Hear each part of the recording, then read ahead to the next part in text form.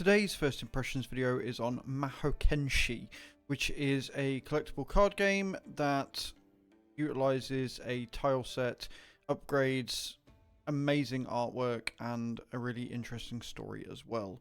There are RPG elements with choices to be made that affect your gameplay, and overall, early impressions are I'm very impressed with it, although I'm not a huge fan of the movement system. As always, we'll look through the settings first, then I'll jump you through each of the upgrades and different settings that you can do within the game before you actually get into playing it and seeing what it is you've got to do and how you progress. Your options, for the most part, are pretty limited. I'm not really surprised. I wasn't really expecting something with a top-down hexagonal movement board style and a lot of 2D animation and stuff like that. The artwork is very impressive, but I wasn't going in this expecting amazing options with AA and RTX and stuff. What you do have is you've got quality set to high, you've got your resolution settings, you've got dynamic resolution if you so desire, full screen, on or off, and then your AA and VSync. Now, what is nice is that whilst they are scroll left to right, which I'm not a huge fan of, they do grey out when you get to the highest setting, so you can't go any further than that, which is really nice because so many games have a scrolling system like this and you just cycle through and then you've got to cycle all the way back and it just gets a whole confusing mess. So I like the fact that whilst I'm not a huge fan of this scrolling system, they've done something to make it at least a little bit easier and more user-friendly. Your game options, there's not a lot here. Again, you've got subtitles on or off and language. Again, there's not really much that you can change. Maybe some colorblind options or some, font changing options wouldn't be the worst in the world. There is no voice acting, which is completely fine as well. Your audio settings, now I've had to turn them down. The game does blow your ear holes out. It does start it on full max volume and it is incredibly loud. If I had one bugbear with this options menu, it is the fact that they don't turn it down by default. So you're going to want to be aware of that when you're starting up the game. There is a surprisingly large amount of customization, things you can upgrade, things you can change to make your game a little bit easier and a little bit more tailored to you. This is a collectible card game, so you get to choose which cards you want, which cards you buy, etc. And then even beyond that, you've got this screen here, the ways of the Mahoken. You can choose a different path to go down to give you some passive buffs. So as you can see here, you can add one additional common card, or you can collect on this one, which will give you 2 extra defense, and then you've got the Way of Valor over here, which will give you extra gold when you start a mission, and then you've got different boosts and things that you can click on, and you can see the path that you go down and the different passive buffs that it gives you before you go into a mission. I really like this, and the fact that it seems that you can reset them for free as well is really nice, so you can really customize it and change it if you feel like something's not working. It's not going to punish you for choosing a path and you're stuck with that path, and if you've made a mistake, well, screw you kind of thing. I really like this. I like that it gives you a more personalized feel to the game. Here we've got your different character sort of backstories which show you your level and your missions that you're going to be going through. As you go up and you level up, you will unlock different characters here that will all have their own different backstories and different levels which come with different passives and different buffs that you can get. So you've got your cards collection here, which show you all of the cards that you've got, and when you go through missions you will be able to upgrade those cards and make them stronger. You can see the ones that you own and the ones that you don't. It shows you how many of them you've got in the top left hand corner here. There is a very vast amount of cards, which I'm really happy to see, and this is just one character, and we're very early in and we've already got a very varied and quite extensial collection going on, which is really nice. The only problem is that to come out of it, you just got to press the close collection button. We're not going to go into that. Then you've got your equipment here. Again, you can get different equipment which will give you different buffs and different passives. You need to be at least level 4 to unlock them, which you will do on your second mission. The levels don't seem to be too hard to acquire. They all require XP, and you get more XP for more enemies you kill in the missions, etc. there. And then you got your talismans. Here, again, they will give you different buffs and things that you get. So you'll get 2 energy for every 4 turns. You've got 2 base energy, lose 1 base draw, etc. So some of them have negatives to them because they give a stronger buff. But again, it's all passives to customize that playthrough for you to make it as easy or as hard as possible. Which means challenge runs will be available in the future for you to do as well. Honestly, the artwork on this screen is absolutely phenomenal, and I'm really, really impressed with it. Again, it's just so tailored to you. You can play the game however you want. And I'm really, really excited to see what Kaito, Sota, and Misaka all have when you unlock those later on. Finally, you've got your challenges. Now, these are what you unlock with each mission, and they allow you to get your crystals of the Mahoken, which are what are going to allow you to upgrade your passives in the ways of the Mahoken skill that we showed you earlier. So it's nice that they've gotten there. You can see that you've got challenges to do with each mission that you've got, and it shows you how many you're going to get. So with 150 in the ways of the Mahoken, you're going to be able to upgrade all 3 of the base ones, the ones that it gives you to start with because they're fairly cheap, or you can save up and spend them on something a bit more expensive down a single path.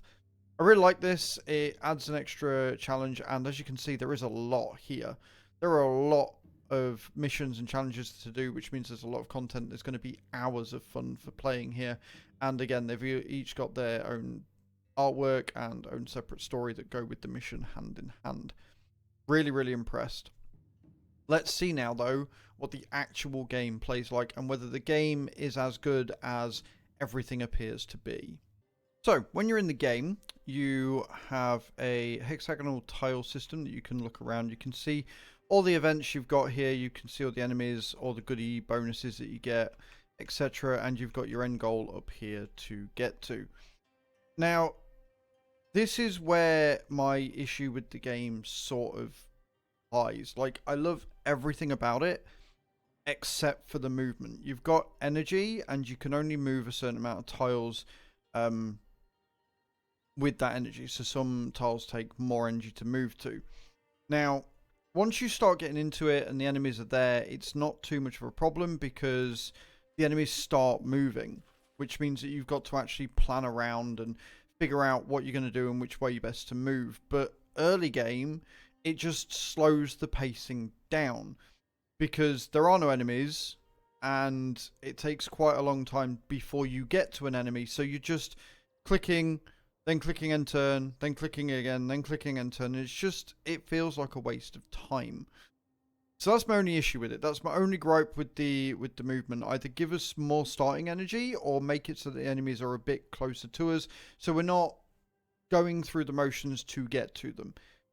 That being said, the AI doesn't seem too stupid, which means later game when you're moving around and trying to maneuver around each enemy so you're not getting absolutely murdered, it's going to be more substantial and it's going to feel more consequential that you've got that energy and you've got to use it well. However, different tiles do different things. As you can see here, we can pick a random card to add to the deck.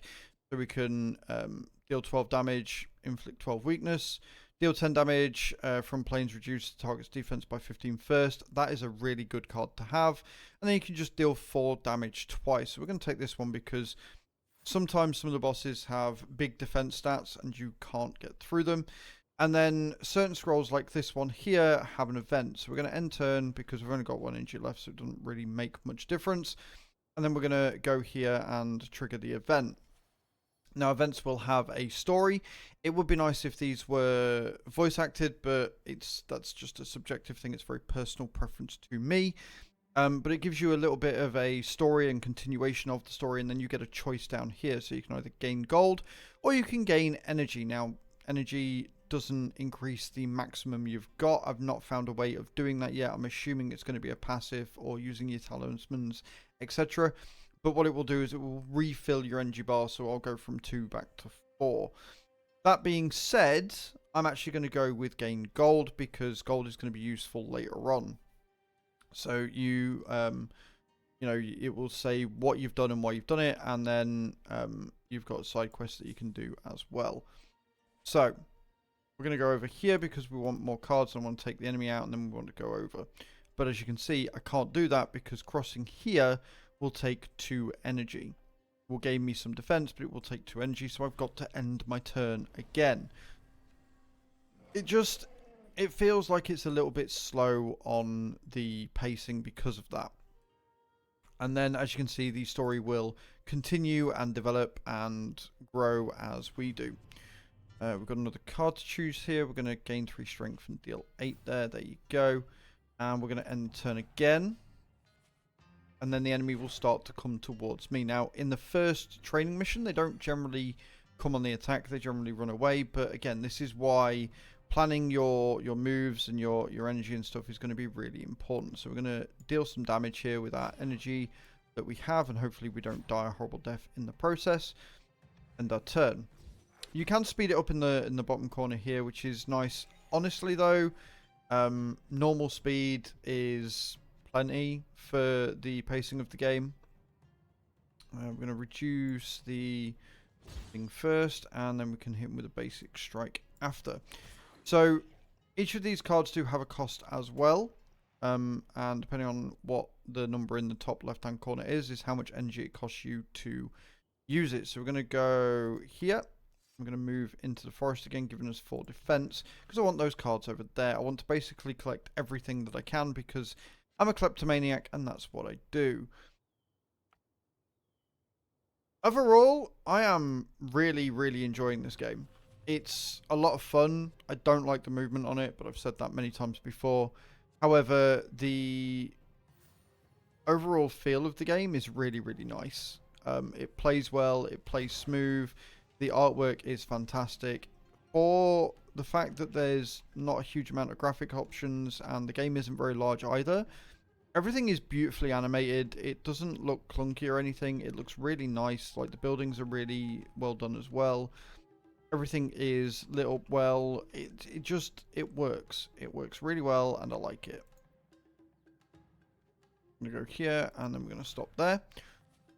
Let him come down to us. He's going to hit us with range, but that's fine. So there you go. This is Way of the Mahokenshi, which I can't pronounce ever. But I like it. I feel like it's a really, really solid game. It's a good card collector. If they change the movement, it'd be perfect, but nothing in this world is. So let me know in those comments down below what you think. If this is the game for you, if you enjoy the card collection, if you like the animations, etc. If you agree or disagree with my review, feel free to let me know in those comments down below. But for very now, I will see you all next time. Ciao, ciao.